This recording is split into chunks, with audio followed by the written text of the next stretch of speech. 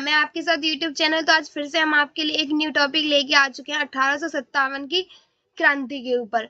तो आज हम 1857 के स्वतंत्रता संग्राम के परिणामों के बारे में बात करने वाले हैं कि इसके परिणाम कौन कौन से निकले थे। मैंने आपको एक ग्राफ दे रखा है जिसके अंतर्गत मैंने शॉर्ट में बता रखा है आपको कि इसके परिणाम क्या क्या थे। पहला है सैन्य परिवर्तन, ईस्ट इंडिया कंपनी का अंत। तीसरा पॉइंट है इसका ब्रिटिश राज का प्रत्यक्ष शासन। चौथा पॉइंट है इसका आर्थिक परिवर्तन भी हुआ इसके कारण। और पांचवा पॉइंट है इसका प्रशासनिक परिवर्तन। सिक्सवा पॉइंट है इसका धार्मिक सहिष्णुता। आइए चलिए इन्हें डीपली में देख लेते हैं कि इनमें हुआ क्या क्या था आगे। सैन्य परिवर्तन के अंतर्गत भारतीय सैन्य अनुपात को कम कर दिया गया था। जो पहले सैन्य अनुपात था कि 5/1 यानी कि 5 भारतीय सेना होंगे और वहीं पर एक ब्रिटिश का सेनापति होगा, तो इसको कम कर दिया गया था, दोनों को बराबरी पर रख दिया गया था। तो यही सैन्य परिवर्तन हुआ था। दूसरा, ईस्ट इंडिया कंपनी का अंत। जब 1857 की क्रांति हुई थी तब कंपनी का शासन का अंत हो गया था, उसका शासन पूर्ण रूप से समाप्त हो चुका था। थर्ड पॉइंट है इसका ब्रिटिश राज का प्रत्यक्ष शासन।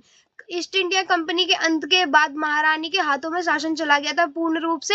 अब यहाँ पे वो आ चुकी हैं भारत के अंदर, उन्होंने अपना घर बना लिया था एक तरह से, वो वहीं से भारत को चला रही हैं, वहीं से उनका शासन व्यवस्था कर रही हैं या फिर चला रही हैं शासन व्यवस्था। उनके लिए कई प्रकार के कार्यालय भी खोले गए थे भारत के अंतर्गत, ताकि वह शासन व्यवस्था ठीक तरीके से कर सकें।